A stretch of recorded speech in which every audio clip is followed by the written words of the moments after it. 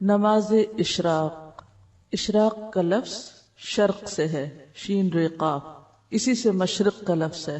تو نماز اشراق وہ نماز جب سورج مشرق سے طلوع ہو جائے اس کے بعد پڑھی جانے والی نماز. ضحیٰ کے معنی ہے دن کا چڑھنا، اشراق کے معنی ہے طلوع آفتاب. پس جب آفتاب طلوع ہو کر ایک نیزے کے برابر بلند ہو جائے تو اس وقت نوافل کا پڑھنا نماز اشراق کہلاتا ہے، یعنی تقریباً 15 منٹ کے بعد. زید بن ارقم رضی اللہ عنہ سے مروی ہے، حدیث میں اس نماز کو صلاۃ الاوابین بھی کہا گیا ہے. اوابین کا لفظ اواب سے ہے. اواب کا کیا معنی ہوتا ہے؟ رجوع کرنے والا، بار بار پلٹنے والا. مغرب اور عشاء کے درمیان پڑھی جانے والی نماز کو جس روایت میں صلاۃ الاوابین کہا گیا ہے وہ مرسل ہے، یعنی ضعیف ہے. عام طور پر ہمارے ہاں کیا مشہور ہے؟ اوابین کی نماز مغرب کے بعد پڑھتے ہیں لوگ، جبکہ صحیح حدیث کے مطابق یہ نماز اشراق کی نماز ہے. اور یہ جو بار بار پلٹنے کی بات ہے نا، اب یہ ہے کہ جیسے تہجد کی نماز کے لیے اللہ کے حضور حاضر ہوئے، پھر فجر کی نماز کے لیے پھر پلٹے، تو پھر اشراق کی نماز کے لیے. تو یہ بار بار پلٹنا جو ہے یہی دراصل اواب ہونا ہے. حضرت ابو ذر رضی اللہ عنہ سے روایت ہے کہ رسول اللہ صلی اللہ علیہ وسلم نے فرمایا، یصبح علی کل سلام من احدکم صدقہ فکل تسبیحۃ صدقۃ وکل تحمیدۃ صدقہ وکل تہلیلۃ صدقہ وکل تکبیرۃ صدقہ وامر بالمعروف صدقہ ونہی عن المنکر صدقہ ویجزئ من ذلک رکعتان یرکعہما من الضحیٰ. ہر آدمی پر لازم ہے کہ اپنے جسم کے ہر بند کے بدلے، یعنی ہر جوڑ کے بدلے صدقہ خیرات کرے. بس ہر تسبیح صدقہ ہے، یعنی سبحان اللہ پڑھنا. ہر تحمید یعنی الحمدللہ کہنا صدقہ ہے. ہر تحلیل یعنی لا الہ الا اللہ کہنا صدقہ ہے. ہر تکبیر یعنی اللہ اکبر کہنا صدقہ ہے. امر بالمعروف صدقہ ہے اور نہی عن المنکر بھی صدقہ ہے. اور ان سب چیزوں سے ضحیٰ کی 2 رکعتیں کفایت کرتی ہیں. یعنی اگر یہ باقی کام آپ نہ کر سکے کسی مجبوری سے تو آپ یہ 2 رکعتیں پڑھ لیں تو گویا آپ نے اپنے دن کا صدقہ دے دیا. اور اگر کوئی شخص یہ 2 رکعتیں بھی پڑھے اور اس کے ساتھ ساتھ باقی کام بھی کرے تو لازمی طور پر وہ دوسروں سے آگے ہوگا.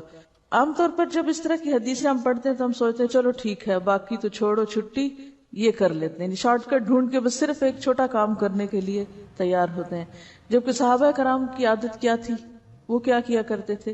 اس حدیث کو یاد کریں جس میں آپ صلی اللہ علیہ وسلم کے پاس لوگ آئے اور کہنے لگے، یا رسول اللہ، مالدار لوگ تو آگے نکل گئے. اور پھر انہوں نے کچھ تسبیحات سیکھی اور وہ ادا کرنے لگے. پھر وہ مالدار لوگوں کو بھی پتہ چل گیا. انہوں نے یہ نہیں سوچا مالدار لوگوں نے کہ ٹھیک ہے ہم صدقہ خیرات کرتے ہیں تب ہمیں اور تسبیح پڑھنے کی یا کچھ اور کرنے کی کیا ضرورت ہے. وہ صدقہ خیرات کے ساتھ ساتھ تسبیح بھی کرنے لگ گئے.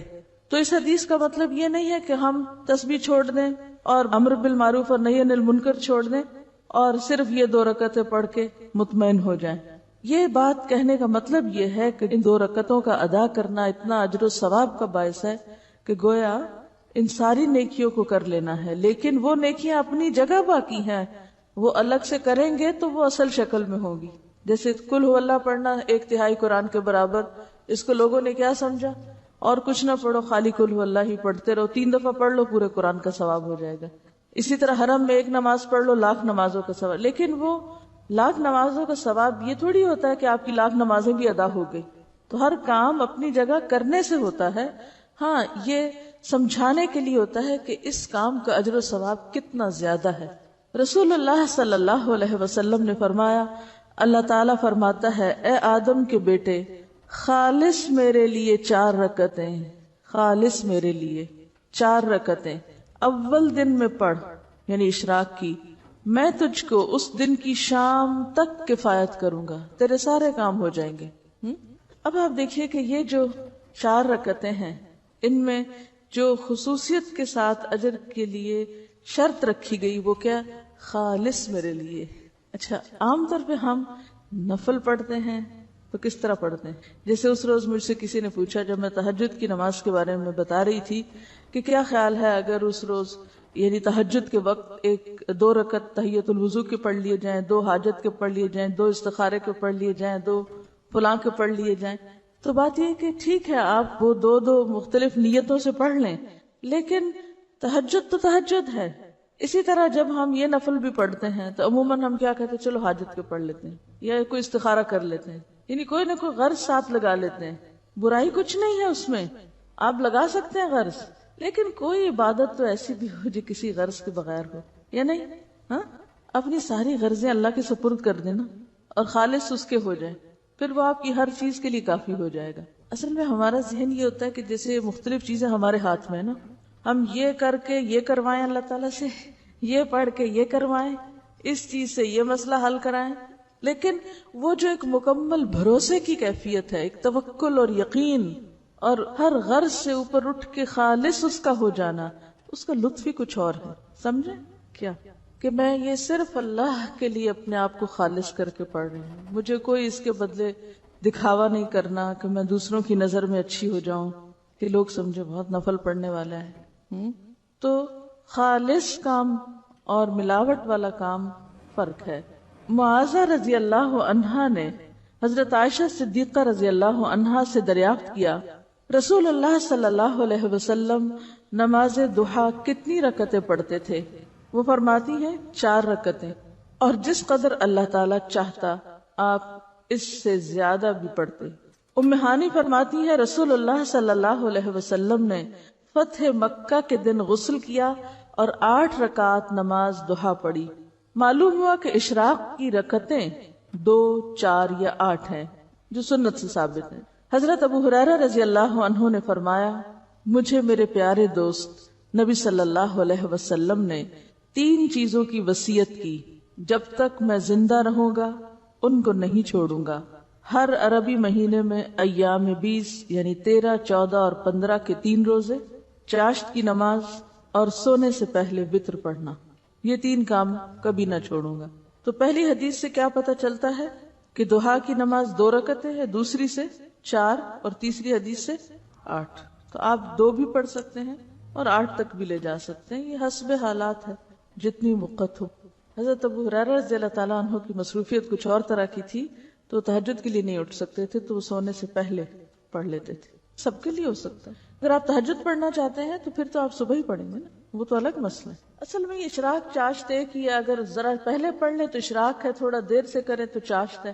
ٹھیک ہے، اصل میں صبح کی نماز ہی ہے، ایک طرح سے سورج طلوع ہونے کے بعد کی نماز ہے بیسیکلی. ذرا دھوپ بلند ہو جائے تو وہ ضحیٰ ہو گیا. سورج نکلنے کے تھوڑی دیر بعد یعنی 15 منٹ کے اندر پڑھیں تو اشراق کہلائے گی. ذرا تھوڑی تاخیر کرے اور دھوپ خوب چمک اٹھے تو ضحیٰ کہلائے گی. لیکن بیسیکلی ایک ہی نماز ہے، تھوڑا وقت کے آگے پیچھے ہونے سے نام بدل جاتا ہے. ان کا سوال یہ ہے کہ کیا اس کے لیے مصلی پہ بیٹھے رہنا ضروری ہے؟ اگر بیٹھے رہیں تو بہت زیادہ ثواب ہے، حج اور عمرے کے برابر ثواب ہے. لیکن اگر نہ بھی بیٹھے تو اس کا یہ مطلب نہیں کہ آپ اشراق کے لیے دوبارہ نہیں آ سکتے. یہ 4 رکعتیں یا 8 رکعتیں 2 کر کے پڑھیں گے، یعنی ہر 2 رکعت کے بعد سلام پھیریں گے. ان کا سوال یہ کہ چاشت کی نماز کتنے بجے ہے؟ دیکھیے کہ بجے کی حدیث میں کسی بھی نماز کا وقت گھنٹوں کے حساب سے یا بجے کے حساب سے نہیں بتایا گیا. اس میں سورج غروب ہونے کے بعد، سورج طلوع ہونے کے بعد، سورج طلوع ہونے سے پہلے، زوال ہونے کے بعد، دن ڈھلنے کے وقت، اس طرح کے اوقات بتائے گئے ہیں تاکہ دنیا میں آپ کہیں بھی ہو تو سورج کے اتار چڑھاؤ سے، آسمان کی روشنی سے اپنا کیلنڈر اور اپنی گھڑی، یعنی آسمان پر سورج کا نکلنا اور غروب ہونا اور ڈھلنا اور اونچا نیچا ہونا، یہ ایک عالمی کلاک ہے. آسمان آپ کے لیے کیا ہے؟ کلاک. اور اس کی سوئی کیا ہے؟ سورج. ٹھیک ہے، تو ساری نمازیں اسی سے کسی نہ کسی طرح جڑی ہوئی ہیں، حتیٰ کہ عشاء کی نماز بھی جب روشنی ختم ہو جائے. ایک بات میں آپ کو پتہ کی بتا دوں دین پر عمل کرنے کے سلسلے میں، جس میں آپ کو بڑی سہولت ہو جائے گی. سمعنا وأطعنا. سورج نکلا ہے، ایک نیزے برابر ہوا ہے، پڑھ لو، بس پڑھ لی. 2، 4، 8 بس ٹھیک ہے. اگر بہت ڈیٹیلز میں جائیں گے، اب اگر اللہ سوال آپ کا یہ ہو کہ صورتیں اس میں کون سی پڑھیں، کتنی طویل ہو، سجدے کتنے ہوں، مشکل میں پڑھتے جائیں گے. سمپلی ایک بات سنیں اور اس کو جتنی سمجھ آتی وہ کر لیں اور انشاءاللہ اس میں خیر ہوگی. نماز استخارہ کا بیان. جب کسی کو کوئی جائز امر درپیش ہو اور وہ اس میں متردد ہو، اسے کروں یا نہ کروں، یا جب کسی کام کا ارادہ کرے تو اس موقع پر استخارہ کرنا سنت ہے. اس کی صورت یہ ہے کہ 2 رکعت نفل خشوع و خضوع اور حضور قلب سے پڑھے، رکوع و سجود اور قومہ و جلسہ بڑے اطمینان سے کرے، پھر فارغ ہو کر یہ دعا پڑھے: اللہم انی استخیرک بعلمک واستقدرک بقدرتک واسألک من فضلک العظیم فإنک تقدر ولا اقدر وتعلم ولا اعلم وانت علام الغیوب. اللہم ان کنت تعلم ان هذا الامر خیر لی فی دینی ومعاشی وعاقبت امری فاقدره لی ویسره لی ثم بارک لی فیہ. وَإِن كُنْتَ تَعْلَمُ أَنَّ هَذَا الْأَمْرَ شَرٌّ لِّي فِي دِينِي وَمَعَاشِي وَعَاقِبَةِ أَمْرِي فَاصْرِفْهُ عَنِّي وَاصْرِفْنِي عَنْهُ وَاقْدُرْ لِيَ الْخَيْرَ حَيْثُ كَانَ ثُمَّ رَدِّنِي بِهِ. یا الہی، تحقیق میں اس کام میں تجھ سے تیرے علم کی مدد سے خیر مانگتا ہوں، اور حصول خیر کے لیے تجھ سے تیری قدرت کے ذریعے قدرت مانگتا ہوں، اور میں تجھ سے تیرا فضل عظیم مانگتا ہوں. بے شک تو ہر چیز پر قادر ہے اور میں کسی چیز پہ قادر نہیں. تو ہر کام کے انجام کو جانتا ہے اور میں کچھ نہیں جانتا، اور تو تمام غیبوں کا جاننے والا ہے. الہی، اگر تو جانتا ہے کہ یہ کام جس کا میں ارادہ رکھتا ہوں میرے لیے میرے دین، میری زندگی اور میرے انجام کار کے لحاظ سے بہتر ہے تو اسے میرے لیے مقدر کر اور آسان کر، پھر اس میں میرے لیے برکت پیدا فرما. اور اگر تیرے علم میں یہ کام میرے لیے میرے دین، میری زندگی اور میرے انجام کار کے لحاظ سے برا ہے تو اس کام کو مجھ سے اور مجھے اس سے پھیر دے اور میرے لیے بھلائی مہیا کر جہاں کہیں بھی ہو، پھر مجھے اس کے ساتھ راضی کر دے. نبی صلی اللہ علیہ وسلم نے فرمایا کہ پھر اپنی حاجت بیان کرو، اس وقت ضرورت بتاؤ کہ کیا چاہیے. جب آپ یہ مسنون استخارہ کر کے کوئی کام کریں گے تو اللہ تعالیٰ اپنے فضل سے ضرور اس میں بہتری کی صورت پیدا کرے گا اور برائی سے بچائے گا. استخارہ رات یا دن کی جس گھڑی میں بھی آپ چاہیں کر سکتے ہیں سوائے اوقات مکروہہ کے. استخارہ کا لفظی معنی ہوتا ہے خیر مانگنا، خیر کی طلب، یعنی اللہ تعالیٰ سے کسی معاملے میں بھلائی چاہنا، بھلائی کی دعا، یعنی ایک طرح سے حاجت کی دعا ہے یہ. ٹھیک ہے، اپنی حاجت اللہ تعالیٰ کے سامنے رکھ کے یہ مانگنا کہ یا اللہ اگر یہ درست ہے تو آپ اس کو کر دیں، اور اگر یہ درست نہیں کام میرے لیے تو آپ مجھے اس سے پھیر دیں، اور جہاں خیر ہے وہاں مجھے لے جائیں. ٹھیک ہے، ایک بات تو یہ ہے. دوسری بات یہ کہ آپ صلی اللہ علیہ وسلم صحابہ کرام کو استخارے کی دعا اسی طرح سکھاتے تھے جیسے کوئی سورت سکھائی جاتی. تیسری بات یہ کہ حدیث میں آتا ہے ما خاب من استخارہ، وہ شخص نامراد نہ ہوا جس نے استخارہ کیا. چوتھی بات یہ ہے کہ جن کاموں کا شریعت نے حکم دیا ہے اور جن کا ثواب یا جن کا فائدہ بالکل واضح ہے ان میں استخارے کی ضرورت نہیں ہوتی. مثلا آپ یہ استخارہ نہیں کریں گے کہ میں آج روزہ رکھوں یا نہ رکھوں، نماز پڑھوں کہ نہ پڑھوں، حج کروں کہ نہ کروں، زکوٰۃ دوں کہ نہ دوں. اس میں نہیں استخارہ ہوگا. کیوں؟ استخارہ اس کام میں ہوتا ہے جس میں آپ متردد ہوں. جس کام کا آپ کو حکم مل چکا ہو وہاں استخارہ نہیں کیا جاتا. اس کے ساتھ ساتھ ایک اور اہم بات یہ بھی یاد رہے کہ بعض لوگ خود استخارہ کرنے کی بجائے دوسروں سے کرواتے ہیں، اور یہ روش ایک وبا کی شکل اختیار کر گئی جس نے جگہ جگہ دوسروں کے لیے استخارہ کرنے والے اسپیشلسٹ پیدا کر دیے. حالانکہ اپنے لیے خود استخارہ کرنے کی بجائے کسی اور سے استخارہ کروانا خلاف سنت ہی نہیں، کاہن اور نجومی کی تصدیق کرنے کے مترادف ہے، اور یہ انتہائی غلط بات ہے، خصوصاً جبکہ استخارہ کروانے والا استخارہ کرواتا ہی اس نیت سے ہے کہ مجھے ان بزرگوں سے کوئی پکی خبر یا واضح مشاہدہ ملے گا جسے بعد میں وہ من و عن سچا جان کر کسی کام کے کرنے یا نہ کرنے کا فیصلہ کرتا ہے. حالانکہ استخارے کے لیے نہ تو یہ لازمی ہے کہ سونے سے پہلے کیا جائے، نہ یہ لازم ہے کہ خواب میں کوئی اشارہ ہو. سیدھی سی بات ہے، ضرورت مند وقتاً فوقتاً استخارہ کرتا رہے حتیٰ کہ اللہ تعالیٰ اس کا سینہ کھول دے. مزید تسلی چاہتا ہے تو کسی اچھے شخص سے مشورہ کر لے، پھر جو کام کرے گا اللہ تعالیٰ اس میں بہتری کی صورت پیدا کر دے گا.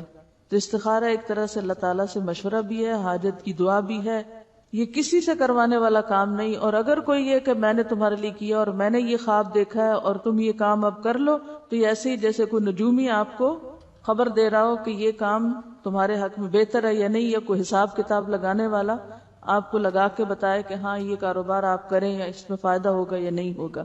تو یہ کوئی معمولی بات نہیں ہے.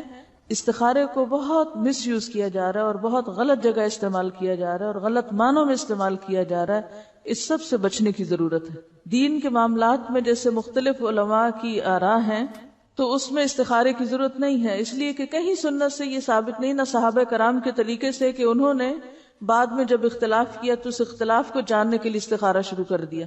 اور یاد رکھیے، اگر ایک بات آپ کے ذہن میں واضح ہو کہ استخارہ غیب کی خبر جاننے کا نام نہیں، استخارہ غیب معلوم کرنے کا نام نہیں، استخارہ غیب کے پردے میں چھپے ہوئے حقائق کو جاننے کا نام نہیں. کہ کوئی شخص یہ سمجھے کہ میں نے استخارہ کیا تو مجھے غیب کی خبر ہو گئی، انتہائی غلط ہے. یہ چیز پھر شرک میں داخل ہو جائے گی. کہیں شادی کا ارادہ ہو یا کاروبار کا یا کسی بزنس ڈیل کا یا بڑے سودے کا یا کسی شخص کے ساتھ کوئی معاہدہ کرنے کا، کوئی کانٹریکٹ کرنے کا، تو اس موقع پر ضرور اللہ تعالیٰ سے مشورہ کریں کہ یا اللہ اگر تو یہ میرے لیے بہتر ہے تو ہو جائے. یہ ہے جگہ استخارہ کرنے کی. استخارہ یہ نہیں ہوتا کہ یا اللہ یہ بہتر ہے کہ نہیں، مجھے تو یہ بتا کہ یہ بہتر ہے کہ نہیں. یہ نہیں ہے استخارہ. استخارہ یہ ہے کہ یا اللہ اگر یہ بہتر ہے تو کر دے اور اگر نہیں تو پھیر دے. یہ دعا میں کیا مانن ہے کہ یہ پوچھا گیا کہ یا اللہ یہ بہتر ہے تو مجھے بتا دے کسی خواب میں یا کسی اشارے میں. یہ نہیں ہے اس کا معنی استخارے کا جو عام طور پر نکالا جاتا ہے. یہ کہہ رہے ہیں کہ بعض لوگ کہتے ہیں کہ ہم تو گناہگار ہیں اس لیے ہم یہ نہیں کر سکتے تو آپ ہمارے لیے کر دیں. تو ہماری ایسے گناہگاروں سے درخواست ہے کہ اگر انہوں نے اعتراف کر ہی لیا گناہ کا تو کون سی چیز ان کو توبہ سے روکے ہوئے؟ فوراً توبہ کریں اور فوراً اللہ کے حضور جھک جائیں اور یہ نماز پڑھیں. پہلے توبہ کی پڑھ لیں اور پھر استخارہ کی پڑھ لیں. یہ کہتی ہیں کہ انہوں نے بیٹے کی شادی کرنی تھی تو انہوں نے کسی سے استخارہ کرایا تو انہوں نے کہا بالکل نہ کرے، تباہی و بربادی ہے. کہتے ہیں کہ صبح میں قرآن پاک پڑھی تھی اس کے بعد تو اس میں ایک آیت آئی جس کا مطلب یہ تھا کہ غیب کا علم اللہ کے سوا کسی کو نہیں. تو اس پر یہ چونکی اور انہوں نے اللہ پہ بھروسہ کر کے وہی رشتہ کر دیا. اور کہتی ہیں کہ اس بچی کے آنے کے بعد گھر میں الحمدللہ کوئی ایسی پریشانی کی بات نہیں، رحمتیں ہیں، برکتیں ہیں. اور الحمدللہ کہ انہوں نے اللہ پر یقین اور بھروسہ کیا، ورنہ ایک جھوٹے شخص کی خبر کی تصدیق کر کے ایمان بھی گواتی اور دنیا کا بھی نقصان اٹھاتی. کسی سے یہ پوچھنا کہ مجھے استخارہ کر کے بتائیں کہ یہ کام ٹھیک ہے کہ نہیں، یہ غیب معلوم کرنے کی کوشش کرنا ہے جو کہ شرک میں داخل ہو جاتا ہے. یہ سب انتہائی خطرناک چیزیں ہیں. اس کام سے توبہ کرنی چاہیے اور نہ ہی کوئی دعویٰ کرے کہ مجھے بڑے سچے خواب آتے ہیں. آپ کو نبی ہیں، صرف انبیاء کے بارے میں کہا جا سکتا ہے کہ جو وہ دیکھتے ہیں ما ينطق عن الهوى. صرف نبی علیہ السلام کے بارے میں قرآن پاک میں آتے ہیں کہ وہ خواہش نفس سے بات نہیں کرتے. باقی کوئی انسان قابل اعتبار نہیں ہے کہ ہم اس کے خواب کو کہیں کہ ہاں جو کچھ تم نے دیکھا وہ سچ ہی ہے. یہ الگ بات ہے، سچ ہو جائے تو ٹھیک ہے، وہ تو ایک مشرک بادشاہ کا خواب بھی سچا ہو سکتا ہے جیسے سورۃ یوسف میں آیا، لیکن وہ جب سچا ہوگا تو ٹھیک ہے، دیکھا جائے گا. لیکن ہم کسی کے بارے میں نہ تصدیق کریں گے نہ تکذیب، ہر ایک کا ایمان اپنے ساتھ. دیکھیے جہاں تک قرآن پاک پڑھتے ہوئے، جیسے انہوں نے فرمایا کہ قرآن پاک پڑھتے ہوئے ان کی آنکھیں کھل گئی کہ یہ کیا ہے، تو قرآن پاک تو ایک معجزہ ہے. اور قرآن پاک آپ روٹین میں پڑھ رہے ہیں یا آپ قرآن چونکہ کتاب ہدایت ہے، آپ کو سمجھ نہیں آ رہا کہ آپ کیا کریں کیا نہ کریں، تو اب فال نکالنے کی بات نہیں ہے. آپ قرآن پاک پڑھتے ہیں اور پڑھتے پڑھتے اللہ تعالیٰ کی طرف سے کوئی آیت آپ کو سمجھ میں آ جاتی ہے کہ اچھا کرنے کا کام تو یہ ہے اور آپ وہ کر لیتے ہیں. جیسے انہوں نے پڑھا اور کہا کہ غیب کا علم اللہ کے سوا کسی کو نہیں، تو انہوں نے نہ تو فال نکالی تھی اور نہ ہی کوئی وہ استخارے کا طریقہ تھا، اپنی روٹین میں پڑھا اور اللہ تعالیٰ کی طرف سے رہنمائی آ گئی. تو اس طرح تو کیا آپ کو روز قرآن سے رہنمائی نہیں ملتی؟ ہر روز نہیں ملتی. میں تو جب سے قرآن پڑھا رہی ہوں تقریباً روز اس کا تجربہ کرتی ہوں کہ جس دن جو آیتیں پڑھاتی ہوں وہ ایسا لگتا ہے کہ اس دن کے کسی مسئلے کا حل تھا، یہ کسی مسئلے کا، یہ کسی بات کا جواب تھا. تو یہ تو قرآن کا معجزہ ہے. تو زندہ کتاب ہے نا، چونکہ یہ اللہ کا کلام ہے. کلام یہ جب آپ پڑھتے ہیں نا تو اللہ تعالیٰ آپ سے کلام کر رہا ہوتا ہے. لیکن یہ فال نکالنے کی کتاب نہیں ہے کہ آپ آنکھیں بند کر کے کھولیں اور پھر 10 صفحے پلٹیں اور پھر 10ویں لائن پہ دیکھیں اگر جنت کی آیت ہے تو کام کر لیں، اگر جہنم کی ہے تو کام نہ کریں. اور اگر وہ نہ جنت کی اور نہ جہنم کی پھر کیا کریں؟ تو اس طرح کے تو معجزات آپ کو روز قرآن میں نظر آئیں گے کہ آپ کسی بات پہ پریشان ہیں اور جو ہی آپ بیٹھے ہیں اپنا سبق کھولنے کے لیے اور آپ دیکھتے ہیں کہ اچانک آیت اتنی واضح سامنے آ جاتی کہ جو آپ کی رہنمائی کر دیتی، تو وہ رہنمائی ہے، وہ استخارہ نہیں ہے۔ دعا استخارہ کسی بھی دعا کے موقع پر آپ نماز کے بعد، عام نماز کے بعد، کسی بھی قبولیت کی گھڑی میں، جیسے جمعے کے روز جو قبولیت کے اوقات ہیں، یا روزہ افطار کرنے کے بعد، یا تہجد کے وقت، یا اینی ٹائم آپ یہ دعا مانگ سکتے ہیں۔ یعنی استخارہ میں بیسیکلی کیا ہے، اگر آپ کی دعا قبول ہو گئی تو اللہ تعالیٰ نے آپ کو خیر کی طرف موڑ دیا، اور اگر وہ قبول نہیں ہوئی تو استخارے کے باوجود بھی ہو سکتا ہے کہ آپ، کیونکہ بعض اوقات لوگ کہتے ہیں ہم نے یہ کام استخارہ کر کے کیا تھا لیکن پھر بھی ہمیں پریشانی دیکھنی پڑی۔ اب ایک اور بات یہاں یاد رکھیے کہ ہم صرف ظاہری علم رکھتے ہیں، ہم ظاہراً پیش آنے والی پریشانیوں کو اپنے لیے مصیبت سمجھ لیتے ہیں، حالانکہ بعض اوقات اسی کے پردے میں خیر چھپی ہوئی ہوتی ہے، اور ہم استخارے کو بلیم کرنا شروع کر دیتے ہیں، کیونکہ تو واضح طور پہ حدیث میں آتا ہے نا کہ ما خاب من استخارہ، وہ ناکام نہ ہوا جس نے استخارہ کیا۔ اس کا یہ مطلب ہے کہ انجام اچھا ہی ہوگا بہرحال، اگر وقتی طور پہ راستے میں رکاوٹیں آ بھی رہی ہیں، کیونکہ زندگی کو پھولوں کی سیج تھوڑی ہے کہ ایک استخارے کی وجہ سے آپ کے سارے مسئلے حل ہو جائیں گے۔ کوئی مسئلوں کا حل تو نہیں ہے نا استخارہ، یہ بھی ایک کھیل بنا ہوا ہے کہ پہلے رشتہ کی بات کر لیتے ہیں سب کچھ کرا کے، اور پھر بعد میں استخارے کا بہانہ کر دیتے ہیں کہ ہمارے استخارے میں اچھا نہیں آیا، تو آپ پہلے ہی استخارہ کر لیتے۔ یہ کہتی ہیں کہ اگر ہم استخارہ کرتے ہیں اور کوئی اچھا یا برا خواب آتا ہے تو اس کے ساتھ اس کو ریلیٹ کر دیا جائے۔ میں سمجھتی ہوں وہ اچھا برا خواب ویسے بھی آنا تھا، اگر آپ اس رات نہ بھی استخارہ کرتے تو وہ آنا تھا، تو اس لیے اس خواب کو سیپریٹلی اچھا برا دیکھیں، ضروری نہیں کہ وہ استخارے کا نتیجہ ہو وہ خواب۔ اصل میں یہ جو ہمارے اندر شیطان کا جو وار ہے، یہ بڑا ہی گہرا وار ہے کہ کسی نہ کسی طرح انسان کے اعمال ضائع کرواؤ، اس کو یہ خوش فہمی دلا کے کہ تم غیب جانتے ہو اور تمہیں تو سب پتہ چل جاتا ہے، اور پردے کے پیچھے کی چیزیں بھی تمہیں معلوم ہوتی ہیں۔ ہمیں شیطان کے اس وسوسے اور دھوکے سے باہر آنے کی ضرورت ہے۔ بعض اوقات اتفاق ہو جاتا ہے، کوئنسیڈنس، اتفاق ہو جاتا ہے کہ ادھر آپ نے استخارہ کیا، ادھر کوئی ایسا خواب آ گیا، ادھر استخارہ کیا، ادھر کوئی شخص آپ کو رستے میں مل گیا، تو اسے اللہ کی مدد سمجھیں۔ لیکن یہ ضروری نہیں ہے کہ خواب ضرور آئے، کیونکہ بعض لوگ کہتے ہیں ہمیں خواب ہی نہیں آ رہا، اب کیا کریں، پھر دوبارہ آ جاتے ہیں پریشان ہو کر۔ کسی حدیث میں یہ نہیں آیا کہ اگر ایک دفعہ استخارہ کرنے سے خواب نہ آئے تو پھر دوسرے دن پھر کرو اور تیسرے دن اور 7 دن کرو، یہ کہاں لکھا ہوا ہے کہ اتنی دفعہ کرتے چلے جاؤ؟ بس کیا، 2 نفل پڑھے، دعا کی، بات ختم۔ اگر آپ ویسے نفل پڑھ کے دعا کرنا چاہتے ہیں کرتے رہیں، کوئی فرض کے درجے میں نہیں ہے۔ بہرحال یہ نفل نمازوں کی بات ہو رہی، ٹھیک ہے۔ یہ کہتے ہیں کہ لوگوں کو آج کل ٹی وی پہ گمراہ کیا جا رہا ہے، وہ کیوں نہ کریں، وہ محنت کر رہے ہیں، آپ سو رہے ہیں۔ جن کے پاس اچھے نظریات ہیں، صحیح علم ہے، وہ تو عافیت کی زندگی گزار رہے ہیں، ہمیں پتہ چل گیا، خوش ہیں، ہمارے لیے کافی ہے۔ عوام جو کر رہے ہیں وہ انتہائی غلط کر رہے ہیں، اور فلاں بھی برا کر رہا ہے، اور فلاں، یہ تبصرہ کر کے پھر ہم اطمینان سے بیٹھ جاتے ہیں۔ ہم میں سے کتنے لوگوں نے کوشش کی کہ ہم ایک غلط چیز کی جگہ ایک صحیح چیز لے آئیں؟ کیا ایسا کرنا محض آرزوؤں اور تمناؤں سے ہو جاتا ہے؟ اگر آپ چاہتے ہیں کہ ٹیلی ویژن پر ایک خرابی ختم کی جائے، اس کا حل کیا ہے؟ ایک جلوس نکالیں، اخبار میں ایک بیان دیں، شور مچائیں، اپنی مجلسوں میں بیٹھ کے ان کو برا بھلا کہا کریں، مسئلہ حل ہو جائے گا۔ کیا کرنا ہوگا بتائیے مجھے، کیا کرنا ہوگا؟ اس سے بہتر پروگرام تیار کر کے دینا ہوگا، اس سے بہتر پروگرام تیار کر کے دینا ہوگا۔ ایک پروگرام کی تیاری میں کتنا وقت لگتا ہے پتہ ہے آپ کو؟ کتنی محنت کرنی پڑتی، کتنے اس میں فنڈز چاہیے ہوتے ہیں، کتنے وسائل چاہیے ہوتے ہیں، کتنا خون جلانا پڑتا ہے۔ جو لوگ یہ پروگرام تیار کرتے ہیں، کبھی جا کے ان سے ملاقات کیجئے اور پتہ کیجئے کہ ان کی زندگی کیا زندگی ہے۔ وہ رات رات بھر کام کرتے ہیں، بعض اوقات ہم رات رات بھر سوتے ہیں اور سویرے اٹھ کے تبصرے فرماتے ہیں اخبار پڑھ کے، یہ بھی برا اور وہ بھی برا۔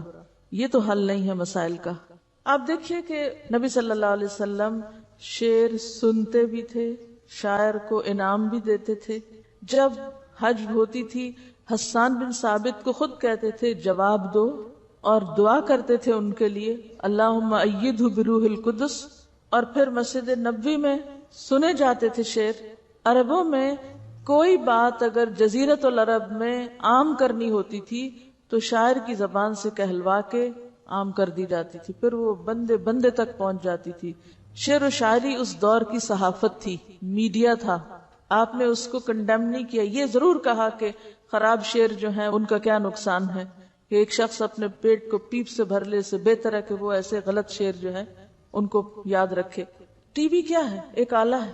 آپ چاہیں تو اس کو اچھی طرح استعمال کر لیں، چاہیں تو اس کو جیسے ہو رہا ہے پھر چھوڑ دیں. ہمارے ٹی وی بند کرنے سے، چلو ہم اپنے گھر میں تو بند کر لیں گے، ٹھیک ہے، ایک حل ہم نے اپنے لیے سوچ لیا، یا خریدیں گے نہیں، یا نکال کے باہر ڈال دیں گے. کیا معاشرے کا مسئلہ حل ہو جائے گا؟ جب تک آپ اس پر کوئی بہتر چیز نہیں دیں گے. لیکن اس طرف ہماری توجہ ہی نہیں. ان کا کہنا یہ ہے کہ بعض لوگوں کو یہ شکایت ہوتی ہے کہ ہم نے استخارہ بھی کیا اور کام غلط ہو گیا. تو اس کی کیا وجہ؟ اس کی بنیادی وجہ یہ کہ انہوں نے استخارے کا مطلب ہی نہیں جانا. وہ استخارے کا اصل مفہوم اور روح ہی نہیں جانتے. وہ استخارے کو ایک من مانی چیز بنائے ہوئے ہیں، جب مرضی کے خلاف کچھ ہو جاتا ہے تو پھر استخارے کو بلیم کرتے ہیں. چلیے آگے چلتے ہیں. نماز تسبیح، کئی دن سے سوال لکھا ہوا آ رہا تھا، تسبیح نماز کا بتائیے. ایک تو علم سیکھنے میں صبر بھی نہیں ہے ہمارے پاس، اور یہ بھی تکلیف نہیں کرتے کہ کتاب پاس ہے خود ہی پڑھ لیں، آگے تھوڑی دیکھنا ہے ہم نے. جب تک سپون فیڈنگ نہ ہو ہمیں کوئی بات نہیں سمجھ آتی. نماز تسبیح یہ بھی ان مسائل میں سے ہے جن پر عام طور پر دینی طبقہ بڑے جھگڑے کرتا رہتا ہے اور ایک دوسرے کے خلاف بیان بازی اور فتویٰ سازی کرتا رہتا ہے. تو آئیے دیکھتے ہیں کہ اس کی کیا حقیقت ہے. عبداللہ بن عباس رضی اللہ عنہ سے روایت ہے، نبی صلی اللہ علیہ وسلم نے عباس بن عبد المطلب رضی اللہ عنہ سے فرمایا، یا عباس یا اماہ الا اعطیک الا امنحک الا احبوک الا افعل بک 10 خصال اذا انت فعلت ذلك غفر اللہ لک ذنبک اولہ وآخرہ قدیمہ وحدیثہ خطأہ وعمدہ صغیرہ وکبیرہ سرہ وعلانیتہ.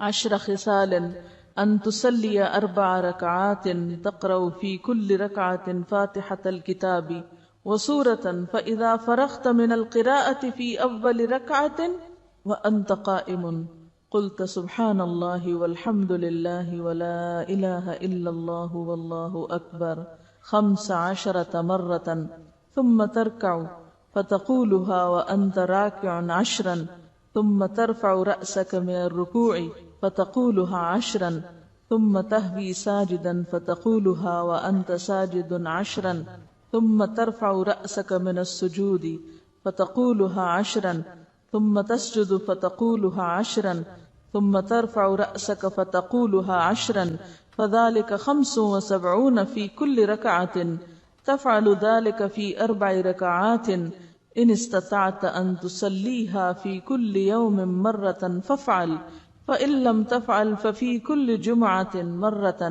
فإن لم تفعل ففي كل شهر مرة فإن لم تفعل ففي كل سنة مرة فإن لم تفعل ففي عمرك مرة. اے چچا جان عباس، کیا میں آپ کو کچھ عطا نہ کروں؟ کیا آپ کو کچھ عنایت نہ کروں؟ کیا میں آپ کو کوئی تحفہ پیش نہ کروں؟ کیا میں آپ کو 10 اچھی خصلتوں والا نہ بنا دوں کہ جب آپ یہ عمل کریں تو اللہ تعالیٰ آپ کے اگلے پچھلے پرانے نئے انجانے میں اور جان بوجھ کر کیے گئے تمام چھوٹے بڑے پوشیدہ اور ظاہر گناہ معاف فرما دے. وہ یہ ہے کہ آپ 4 رکعات نفل اس طرح ادا کریں کہ ہر رکعت میں سورۃ فاتحہ اور کوئی دوسری سورت پڑھیں. جب آپ اس قرات سے فارغ ہو جائیں تو قیام کی حالت میں ہی یہ کلمات 15 بار پڑھیں، یعنی قرات کر کے سورۃ الفاتحہ پڑھ کے سبحان اللہ والحمد للہ ولا الہ الا اللہ واللہ اکبر. پھر آپ رکوع میں جائیں، تسبیحات رکوع سے فارغ ہو کر رکوع میں ہی ان کلمات کو 10 بار دہرائیں. پھر رکوع سے اٹھ جائیں اور سمع اللہ لمن حمدہ وغیرہ سے فارغ ہو کر 10 بار ہی کلمات پڑھیں. پھر سجدے میں جائیں، سجدے کی دعائیں پڑھنے کے بعد یہی کلمات 10 بار پڑھیں. پھر سجدے سے سر اٹھائیں اور جلسہ میں جو دعائیں ہیں وہ پڑھ کے 10 بار انہی کلمات کو دہرائیں. پھر دوسرے سجدے میں چلے جائیں، پہلے سجدے کی طرح 10 بار پھر اس تسبیح کو ادا کریں. پھر سجدے سے سر اٹھائیں اور جلسہ استراحت میں کچھ اور پڑھے بغیر 10 بار اس تسبیح کو دہرائیں. ایک رکعت میں کل 75 تسبیحات ہوئی. اسی طرح 4 رکعات میں یہ عمل دہرائیں. اگر آپ طاقت رکھتے ہو تو نماز تسبیح روزانہ ایک بار پڑھیں، اگر آپ ایسا نہ کر سکتے ہو تو ہر جمعہ ایک بار پڑھیں، یہ نہ کر سکتے ہو تو ہر مہینے میں ایک بار پڑھیں، یہ بھی نہ کر سکے تو سال میں ایک بار، اگر آپ سال میں بھی ایک بار نہ کر سکتے ہو تو زندگی میں ایک بار ضرور پڑھیں۔ حافظ ابن حجر رحمۃ اللہ علیہ فرماتے ہیں کہ یہ حدیث کثرت طرق کی بنا پر حسن درجے کی ہے، یعنی نماز تسبیح کی حدیث جو ہے اس کے بہت سے طرق ہیں، یعنی بہت سی چینز ہیں، اس لیے یہ حسن درجے کی ہے۔ شیخ البانی فرماتے ہیں کہ امام حاکم اور حافظ ذہبی نے اس حدیث کی تقویت کی طرف اشارہ کیا ہے اور یہ حق ہے، یعنی البانی کے نزدیک بھی یہ بات درست ہے کیونکہ اس کے بہت سے طرق ہیں۔ علامہ مبارک پوری شیخ احمد شاکر نے بھی اسے حسن کہا ہے، جبکہ خطیب بغدادی، نووی، ابن صلاح نے اسے صحیح کہا ہے۔ بعض اوقات صحیح لغیر ہی ہوتی ہے، یعنی ایک چین میں اگر ایک چیز کی کمی تو دوسری میں وہ نہیں، تو ایک کی کمی دوسرے نے پوری کر دی تو وہ حسن کس درجے پہ آ گئی؟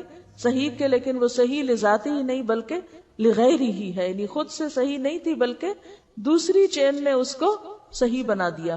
نماز تسبیح میں تسبیحات تشہد میں التحیات سے پہلے پڑھیں بخلاف دوسرے ارکان کے، ٹھیک ہے؟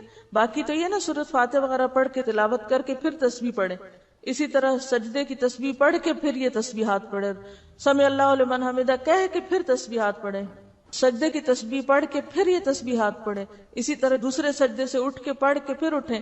لیکن تشہد میں آپ کیسے پڑھیں؟ تشہد سے پہلے بخلاف دوسرے ارکان کے۔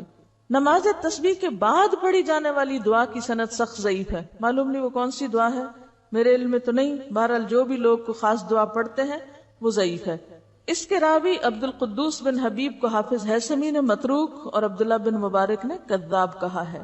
یاد رہے کہ اس حدیث شریف میں نماز تسبیح کو باجماعت ادا کرنے کا ذکر نہیں ہے، صرف انفرادی عمل کے طور پر نبی صلی اللہ علیہ وسلم نے اپنے چچا جان کو اس کی ترغیب دی ہے، لہذا جو مسلمان نماز تسبیح ادا کرنا چاہے اسے چاہیے کہ پہلے نماز تسبیح کا طریقہ سیکھے، پھر اسے تنہائی میں اکیلا پڑھے۔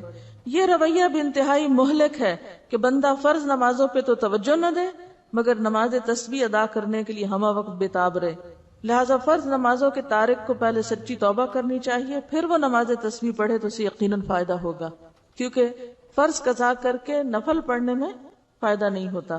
نفل اس وقت فائدہ مند ہوتے ہیں جب آپ فرض بھی پڑھ رہے ہو، تو بہت سے لوگ فرض تو پڑھتے نہیں اور کبھی کبھی صلاۃ التسبیح پڑھ کے سمجھتے ہیں کہ سارے فرض ان کے ادا ہو گئے، جبکہ ایسا نہیں، فرض اپنی جگہ فرض ہے، ٹھیک ہے؟ کسی نے مجھ سے اس پہ بات کی کہ آپ کیوں اجازت دیتی ہیں لوگوں کو تسبیح نماز پڑھنے کی، تو اس میں نے ان سے کہا کہ حدیث کے اس طرح روایات یعنی چین موجود ہیں، اور میں نے کچھ میرا خیال ہے 10 12 13 سال پہلے ان روایتوں کو بھی جمع کیا تھا۔ یہ جو ابو داؤد کی روایت ہے نا، تو ابو داؤد کی ایک شرح ہے اون المعبود، تو یہ جو شروحات ہوتی ہے نا حدیث کی کتابیں، جیسے بخاری کی فتح الباری ہے، تو جب آپ کسی حدیث کی شرح وہاں پڑھتے ہیں تو اس میں آپ کو دوسرے طرق بھی مل جاتے ہیں، یعنی آپ کو اور چینز بھی مل جائیں گی کہ یہ حدیث ان الفاظ کے ساتھ فلاں نے روایت کی، اس کے ساتھ فلاں نے کی، فلاں نے فلاں، تو اون المعبود میں اس کی جو باقی چینز تھی وہ موجود تھی، وہ میں نے اپنی ڈائری پر ایک نوٹ کر لی، جب کبھی مجھ سے کوئی سوال کرتا تو بتا دیتی۔ تو مجھ سے کسی نے حجت کی، ٹھیک ہے آپ نے حضرت عباس کو بتائی تھی، خود تو نہیں پڑھی تھی، مجھے یہ بتائیے کہ کیا آپ کا بتانا کافی نہیں؟ یہ کوئی دلیل ہے؟ دوسری بات یہ کہ بعض اوقات جماعت سے بھی لوگوں نے پڑھی اور جن پڑھانے والوں میں میں خود بھی شامل تھی، اگرچہ اب میں اس کو بہت عرصے سے بالکل ترک کر چکی ہوں، کیونکہ افضل یہی ہے کہ جماعت سے یہ چونکہ نہیں پڑھنے کو کہا گیا تو نہ پڑھی جائے، اگرچہ کئی نفل نمازیں جماعت سے بھی پڑھی جاتی ہیں جس میں نماز تراویح بھی ہے اور کچھ اور، لیکن اس کے باوجود کہ جماعت سے اس کا بہت اہتمام کرنا جو ہے ایک نئی بدعت کو رواج دینے کے مترادف ہو جائے، کیونکہ لوگ اس میں پھر خود نہیں گن سکتے، نہیں پڑھ سکتے، تو بعض اوقات وہ آسانی سمجھتے کہ چلو، اور بعض لمبی نماز اکیلے پڑھنے مشکل ہوتی، سب کے ساتھ مل کے پڑھنے، تو اس کے لیے بھی جس کو سامنے رکھ کے میں عمل کرتی تھی وہ یہ کہ نفل نماز چونکہ جماعت سے پڑھی گئی ہے اور یہ بھی ایک نفل نماز ہے تو کوئی حرج نہیں اگر کوئی جماعت سے بھی پڑھ رہا ہے، لیکن پھر بھی بہتر یہی ہے کہ آپ الگ پڑھیں، اور کم از کم مجھ جیسے لوگ اس چیز کو اتنی ہوا نہ دیں۔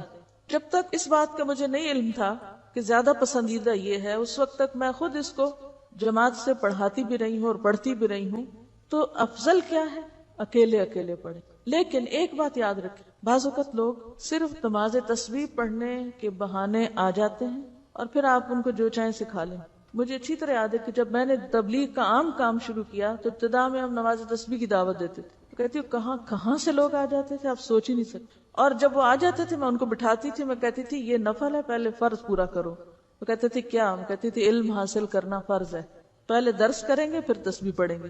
اور اس طرح الحمدللہ اس علم کے شوق میں پھر بہت سی اچھی باتیں انہیں سکھائیں. کرتے کرتے لوگوں کو نماز تسبیح تو بھول گئی اور درس یاد ہو گئے.